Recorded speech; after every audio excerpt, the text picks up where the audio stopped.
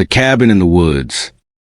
This story comes from a hiker who thought a weekend in the woods would be peaceful until he discovered that solitude has a darker side. This is his story as he experienced it. I'm not someone who believes in ghosts.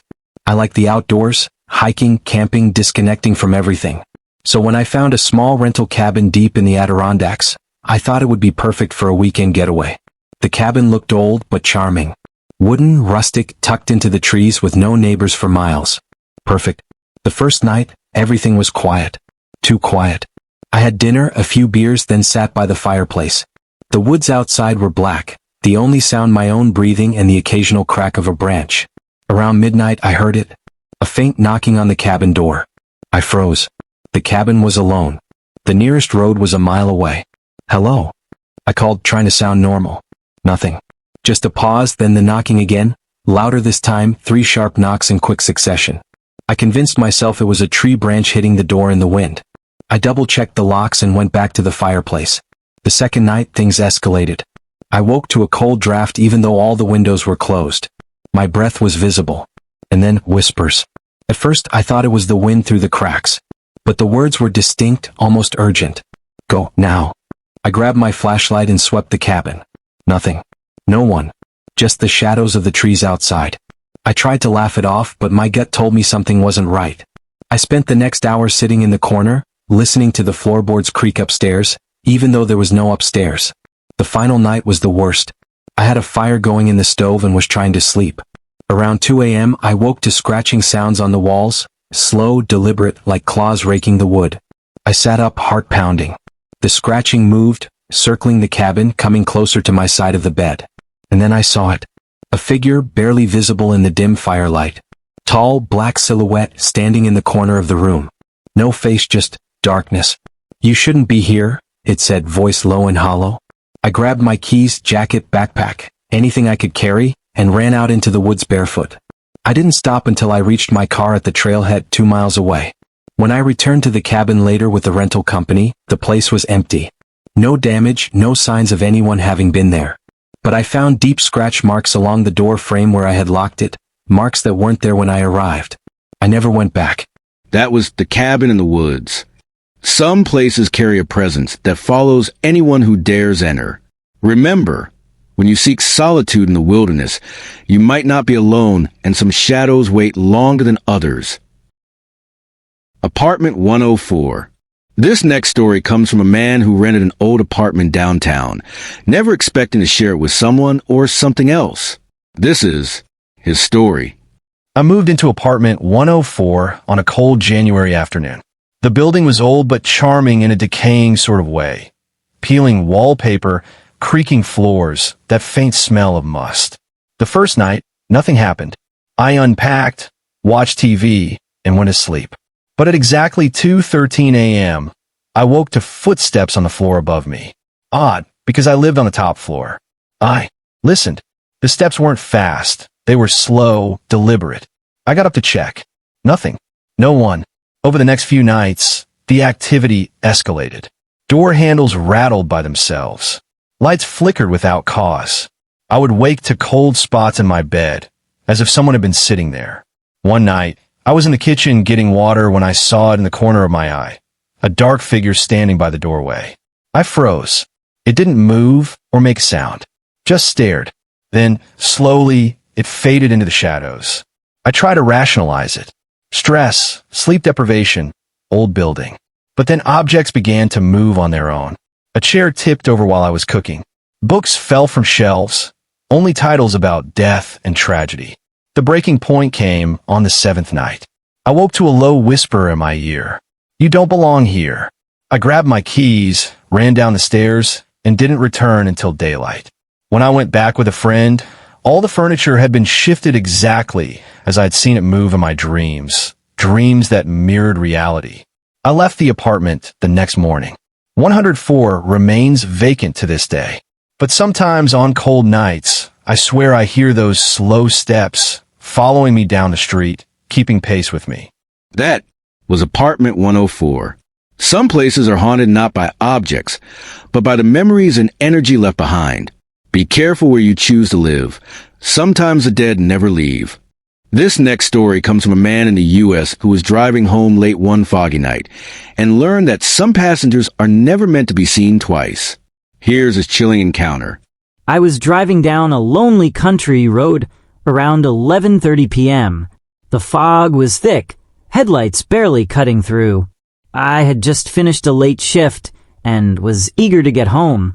About 5 miles from town, I saw a young woman on the side of the road, soaked from the rain, shivering, thumb out.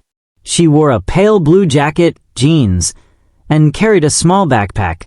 I slowed down and rolled the window down. "Need a ride?" I asked. She nodded. I unlocked the passenger door. She climbed in silently. For the first few minutes, she didn't speak.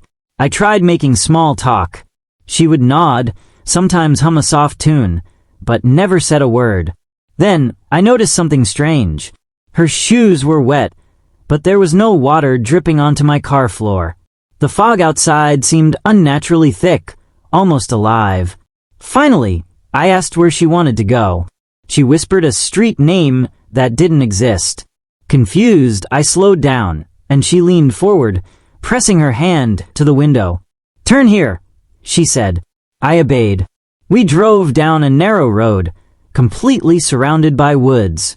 Suddenly, my headlights caught an old bridge, broken in the middle. There was no road ahead, just darkness. I spun the wheel, and in the rearview mirror, she was gone. The passenger seat was empty. Panicked, I parked on the roadside and looked around. Nothing. No footprints in the fog.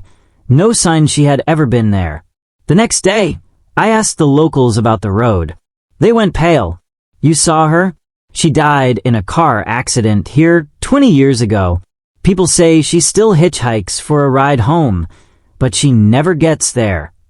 I never drive that road at night again, but sometimes on foggy evenings, I swear I see her blue jacket glint in the distance, waiting for someone kind enough to stop.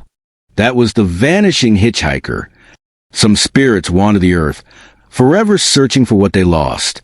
Remember, some passengers are never meant to reach their destination. Tonight's story comes from a retired police officer who responded to what seemed like a routine welfare check on a cold November night. But what he found out there on County Road 47 would haunt him for the rest of his life. This is his true account. I served 22 years with the Sheriff's Department in northern Pennsylvania. Small town, low crime, the kind of place where you know everyone by name. That night, November 18th, 2007, started like any other. Dispatch called around 1:42 a.m., possible welfare check, County Road 47. Caller reports lights flickering in an abandoned farmhouse. Nothing unusual. That old property had been vacant for years. Kids sometimes broke in, local teens partying. I didn't expect anything more than that. The house sat about 5 miles outside of town, down a narrow gravel road that cut through dense forest. When I pulled up, I immediately noticed how dark and silent everything was. My headlights caught the house in the distance. 2 stories, white paint peeling off, roof sagging. And sure enough, the upstairs light was flickering. I radioed dispatch. Unit 12 on scene. Checking residents, possible trespassers. No backup. Routine check. Just me. I stepped out, flashlight in one hand, the other resting on my holster. The air was cold enough to sting, and there was this smell, like wet earth and old wood. As I approached, the front door slowly creaked open. No wind. Just opened. I called out, "County Sheriff's Department. Anyone inside?" Silence. The inside was worse than I expected. Dust everywhere, cobwebs, broken glass on the floor. Looked abandoned for decades. My flashlight beam caught old furniture draped in sheets, and family photos on the wall. All the faces were faded, but I remember one photo clearly, a little girl in a white dress, maybe 10 years old, standing in front of the same house. The light upstairs was still flickering. So I started up the staircase, slow and steady, wood creaking under each step. Halfway up, I heard footsteps above me. Small ones. Light. Like a child running across the hall. I froze. Sheriff's Department. I called again. If someone's up there, come down slowly. No response. At the top of the stairs, the hallway was narrow, with 3 doors, all closed.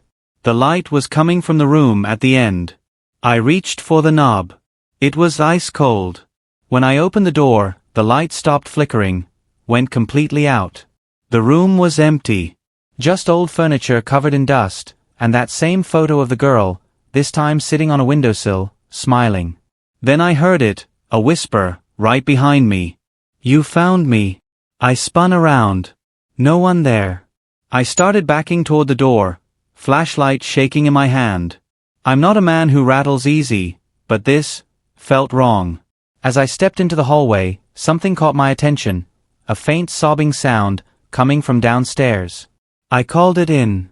Dispatch, this is Unit 12. I've got possible occupants inside. Sounds like a child. Requesting backup. Static. No response. I repeated it. Still nothing. The sobbing grew louder. I followed it back down, heart pounding. It was coming from the living room, near the fireplace. When I shone my light there, I froze. There was a small handprint in the dust, fresh. Then another, leading toward the cellar door. I didn't want to open it, but I did. The air that came out was freezing, colder than outside. My flashlight barely cut through the dark, but I could make out a child-sized shape sitting at the bottom of the stairs. I said, "Sweetheart, are you hurt? I'm here to help." The shape didn't move. Then it stood up, slowly. What I saw next, I'll never forget. It was a little girl, wearing a white dress just like in the photo, but her face was pale gray, eyes completely black. She opened her mouth to scream, but instead of sound, there was this low static, like a radio turned to dead air. My flashlight flickered. The house started shaking, like something deep inside was alive. I bolted up the stairs and out the door.